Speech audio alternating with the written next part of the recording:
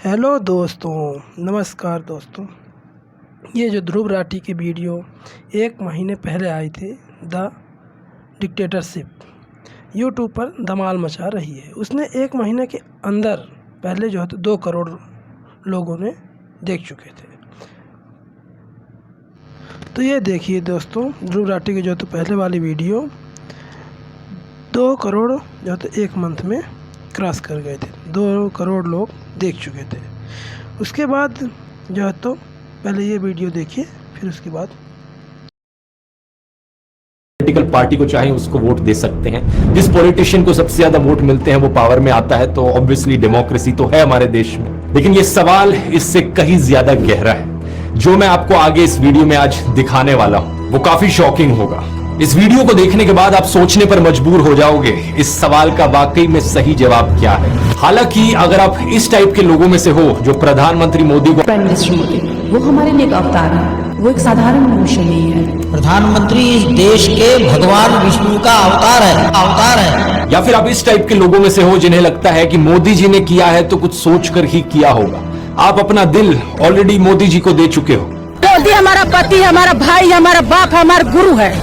आप सब बोलिए, क्यों आपको लगता है कि मोदी जो और हम उनके ऊपर दिल दे बैठे हैं। ऐसे केस में आपके लिए मुश्किल हो सकता है अपनी आंखें खोलकर सच हजम करना, लेकिन बाकी सब लोगों के लिए अगर आप सही मायनों में देश की परवाह करते हो तो आप बहुत जरूरी है। बात यहाँ किसी एक इंसिडेंट की नहीं है, बल्कि ढेर सारे ऐसे इंसिडेंट्स की है जो एक के बाद एक होए जा रहे हैं पिछले कुछ महीनों से, पिछले कुछ सालों से।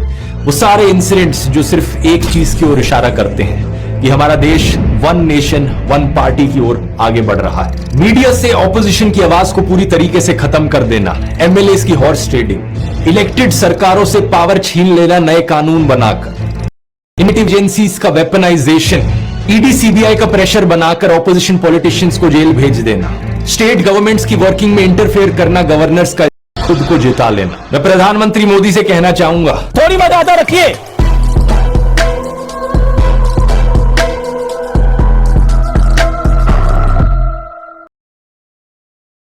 डिस्कशन करने से पहले दोस्तों हमें यह जानना जरूरी है कि डेमोक्रेसी एक्चुअली में होती क्या चीज है। बेसिक कॉन्सेप्ट है, लेकिन ज्यादातर लोगों को इस कॉन्सेप्ट पर बहुत भारी मिसअंडरस्टैंडिंग रहती है। कुछ लोगों को लगता है कि अगर देश में रेगुलरली इलेक्शंस हो रही हैं और आप वोट डालने जा सकते हो तो इसका मतलब देश एक डेमोक्रेटिक देश है। लेकिन पता है क्या, इलेक्शंस तो नॉर्थ कोरिया में भी होती है। मजाक नहीं कर रहा, रेगुलर इलेक्शंस होती है नॉर्थ कोरिया में। 100% वोटर टर्नआउट भी देखने को मिलता है उन इलेक्शंस में। लेकिन बस फर्क यह है कि अगर आप सरकार के द्वारा चुने गए ऑफिशियल कैंडिडेट के लिए वोट नहीं डालोगे तो आपको एंटी नेशनल कंसिडर किया जाता है, आपकी जॉब छीन ली जा सकती है, आपका घर छीन लिया जा सकता है। और बात अगर यहां सिर्फ डेमोक्रेसी शब्द की है तो नॉर्थ कोरिया देश का जो ऑफिशियल नाम है, डेमोक्रेसी शब्द तो उसमें भी आता है। नॉर्थ कोरिया को डीपीआरके करके पुकारा जाता है उनकी सरकार के द्वारा, डेमोक्रेटिक रिपब्लिक ऑफ कोरिया।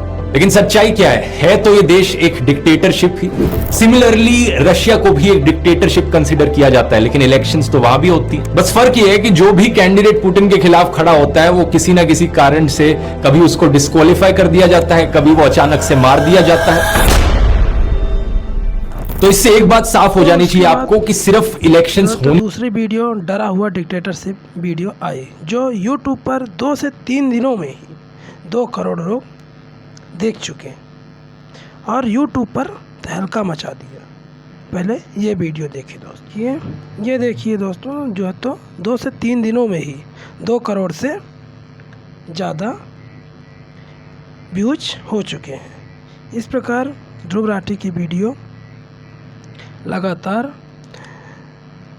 देश की सरकार को आईना दिखाने में कामयाब हो रही है और इससे लोग देख भी रहे हैं और अपने को संतुष्ट महसूस कर रहे हैं। रहा है 1 महीने पहले ये सवाल जब मैंने आप लोगों से पूछा था, जाहिर सी बात है बहुत से लोगों को शॉकिंग लगा था। लेकिन किसी भी सच्चे देशभक्त के लिए जो सही मायनों में देश की परवाह करता है, उसके लिए सवाल बहुत जरूरी है। कुछ लोगों को डाउट हुआ था कि क्या सही में ऐसा हो रहा है या नहीं हो रहा, लेकिन पिछले 1 महीने में जो कुछ उसे देखकर तो यकीनन आपकी आंखें खुल जानी चाहिए। दिल्ली के चीफ मिनिस्टर अरविंद केजरीवाल को बिना मनी ट्रेल और बिना कन्विक्शन के अरेस्ट कर लिया गया।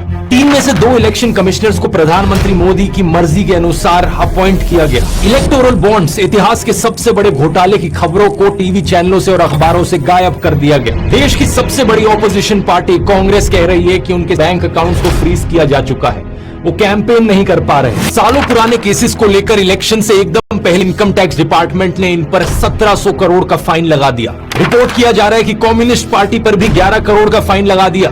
देश भर से खबरें आ रही हैं कि कैसे ऑपोजिशन के कैंडिडेट्स डिक्लेयर होते ही उन पर ईडी और आईटी के नोटिस आ जा रहे हैं। और कांग्रेस का तो यह तक कहना है कि उन्हें अखबारों में पेड एडवर्टाइजमेंट्स छापने तक नहीं दिया जा रहा। इसको छपवाने के लिए हमने नीचे अपना नाम भी दिया, सारा ब्यौरा दिया कि चंदा दो धंधा लो चल रहा था। इस विज्ञापन को छापने से मुख्य उन्होंने मना कर दिया। ये क्या हो रहा है देश में? क्या इस तरीके से इलेक्शंस लड़ी जाएंगी? हम लोग क्या कर सकते हैं यहाँ पर देश की डेमोक्रेसी को बचाने के लिए? इन सब सवालों के जवाब इस वीडियो में जानते हैं। और कुछ लोग जिन्हें अभी भी लगता है कि डेमोक्रेसी सुरक्षित है देश में अभी भी, या फिर जिन्हें लगता है कि तानाशाही अच्छी चीज होगी देश के लिए, इनके सवालों को भी आंसर करते हैं। तो इस प्रकार दोनों ही वीडियो जो तो द डिक्टेटरशिप और जरा हुआ डिक्टेटरशिप खूब वायरल हो रही हैं। तो दोस्तों हमारा भी सपोर्ट करिए, वीडियो को सब्सक्राइब करिए, लाइक करिए और शेयर करिए।